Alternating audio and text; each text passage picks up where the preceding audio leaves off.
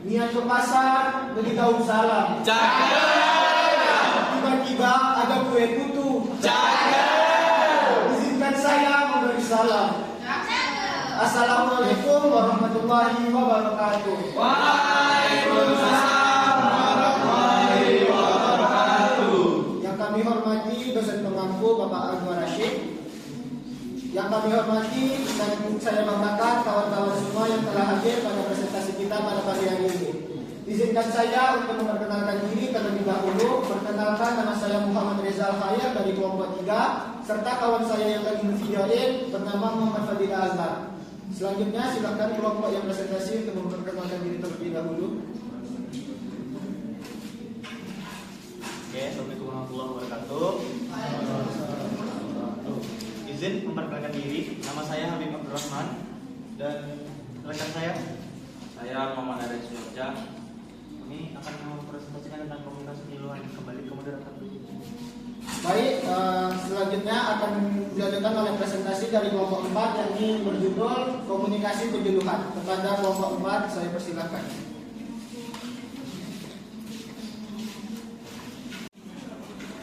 Pergi ke pasar membeli nampan. Nampan dipakai menjemur teri.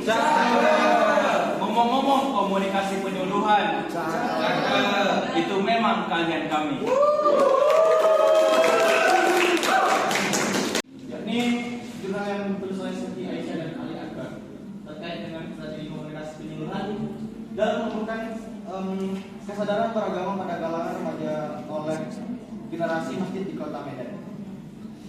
Akhirnya, penelitian ini mengevaluasi strategi penyuluhan kesadaran beragama oleh organisasi pemuda Islam Masjid Al-Ihsan atau MIA dalam menanggulangi kenakalan remaja di Medan. Hasilnya menunjukkan bahwa strategi tersebut berhasil meningkatkan kesadaran beragama remaja meski terkendala oleh keterbatasan sumber daya, faktor pendukung meliputi kerjasama pihak lain dan penerimaan masyarakat. Namun, kurangnya integrasi hikmah sedikit menghambat pelaksanaan strategi ini. Untuk tujuan penelitian dan metode penelitiannya, tujuan utama dari penelitian ini adalah untuk mengeksplorasi dan menganalisis strategi komunikasi penyuluhan yang diterapkan oleh MIA tadi untuk menumbuhkan kesadaran beragama di kalangan remaja di Kota Medan. Penelitian ini menggunakan metode kualitatif dan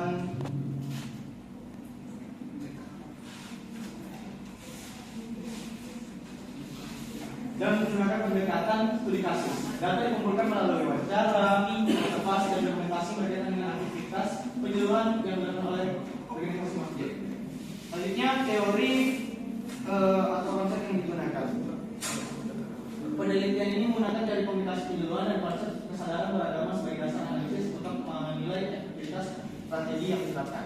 Baik, saya akan mengkomparasi jurnal ini dengan pengalaman saya pribadi di organisasi yang hampir serupa, yakni BKPRFI, Badan Komunikasi Pemuda Remaja Masjid Indonesia Kabupaten Siak.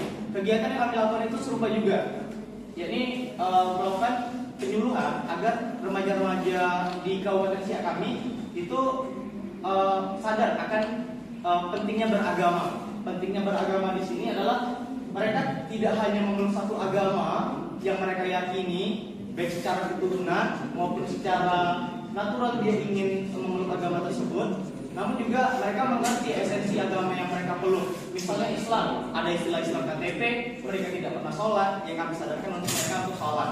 Mereka banyak sholat di hari Jumat saja, ya kami ajak mereka untuk ke masjid setiap hari di 5 waktunya.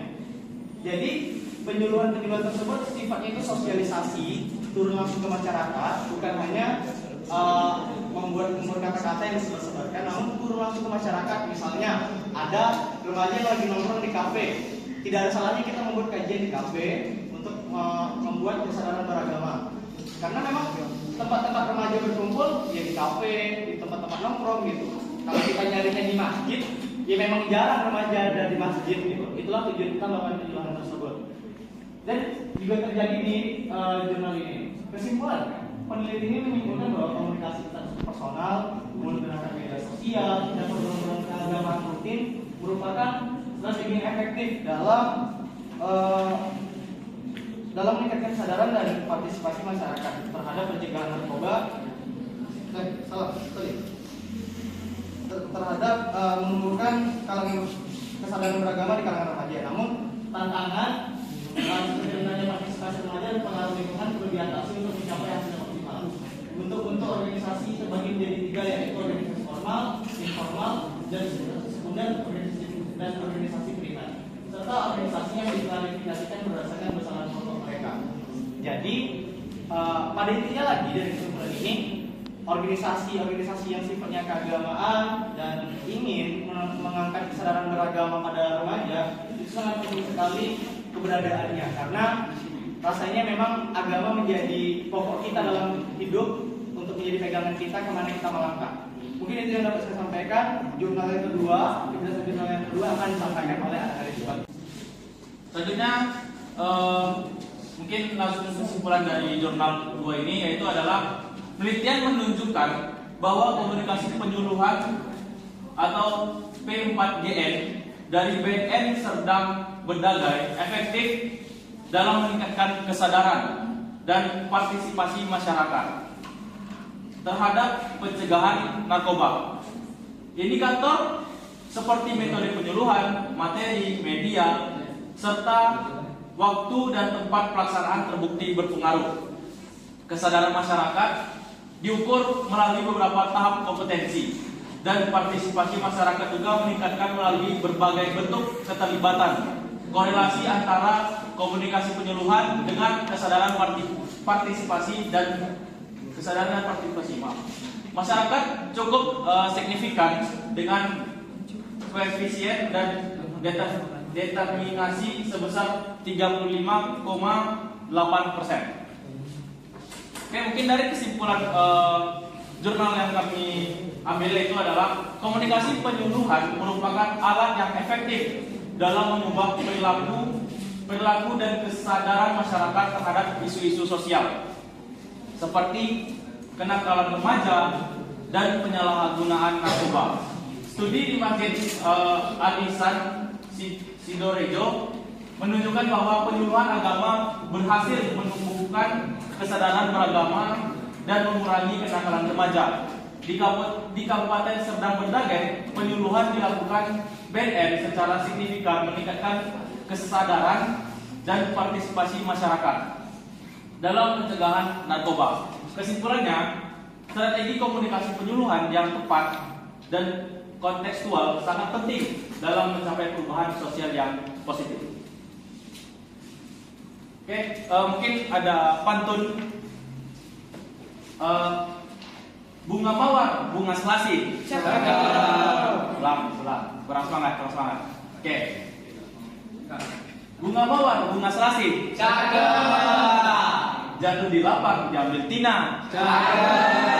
Cukup sekian dan terima kasih. Semoga tidak ada yang bertanya.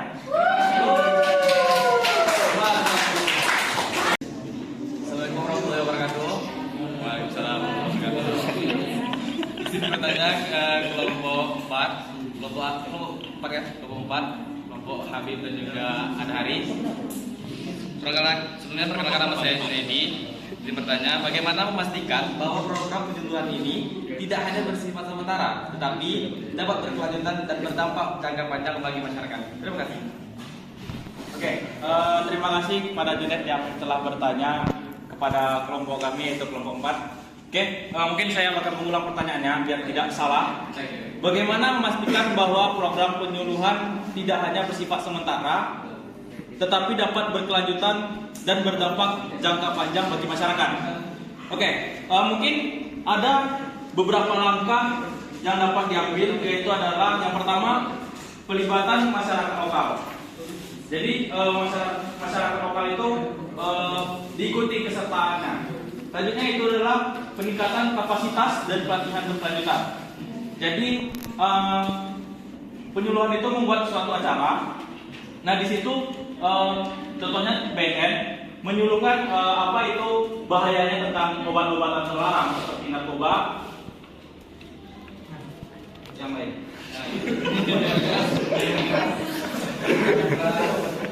Oke. Selanjutnya adalah penguatan kelembagaan lokal.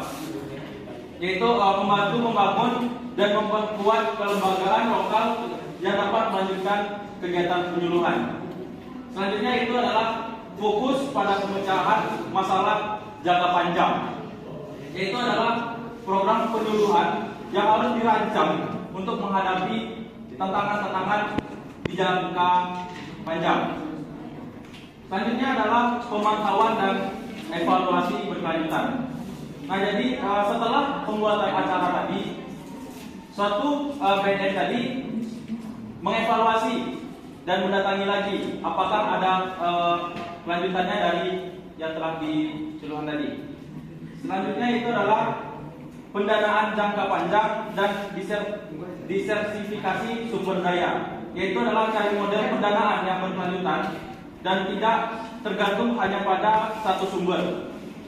Selanjutnya kolaborasi dengan pemangku kepentingan. Nah, ini adalah kerjasama dengan berbagai pihak seperti pemerintah, LSM, dan sektor swasta yang akan membantu menciptakan jaringan pendukung yang kuat sehingga program memiliki banyak sumber daya dan dukungan untuk terus berjalan. Mungkin langkah-langkah ini adalah program penyuluhan yang bisa lebih struktur dan memiliki dampak jangka panjang dan jangka panjang yang signifikan bagi masyarakat. Mungkin itu yang bisa saya sampaikan. Apakah sudah terjawab? Muhammad Junaidi. Sangat terima kasih Anda Rismak ya. Jawaban yang sungguh spektakuler. Oke, terima kasih kepada penanya. Mungkin sekian jawaban yang bisa saya sampaikan. Ada kesalahan paham akan dimaafkan. Assalamualaikum warahmatullahi wabarakatuh.